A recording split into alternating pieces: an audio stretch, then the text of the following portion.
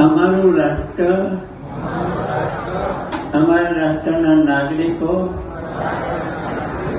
એને બધી ઈચ્છાઓ હે માતા ધરતી,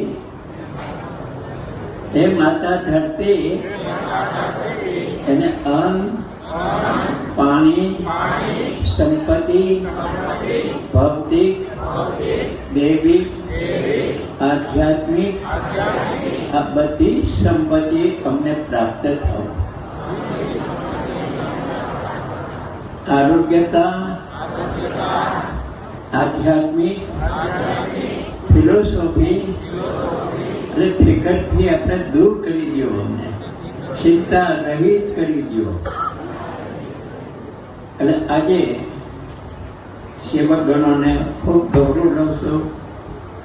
સમુદાયમાં એકી સાથે બધા મળી અને ધર્મની ચેતનાની જે જાગૃતિ તમે એક નવી પદ્ધતિને માર્ગે થઈ રહ્યા છો. દીપથી જે અંધકાર છે અંધકારને દૂર કરી અને પ્રકાશિત રોશનીમય બનાવ્યું. આજે જે તમારો દીપ હતો એ દીપ એક સૂર્યના કિરણો હતા અને એ સૂર્યના કિરણો છે એ ભગવાન ક્ષીર સાગર છે.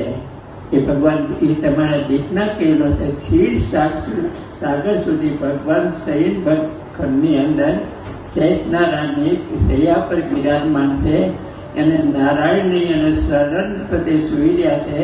આ તમારા દીપની જે કિરણ છે તે ક્ષીર સાગર પહોંચી. મને અનુભવથી એવી થઈ.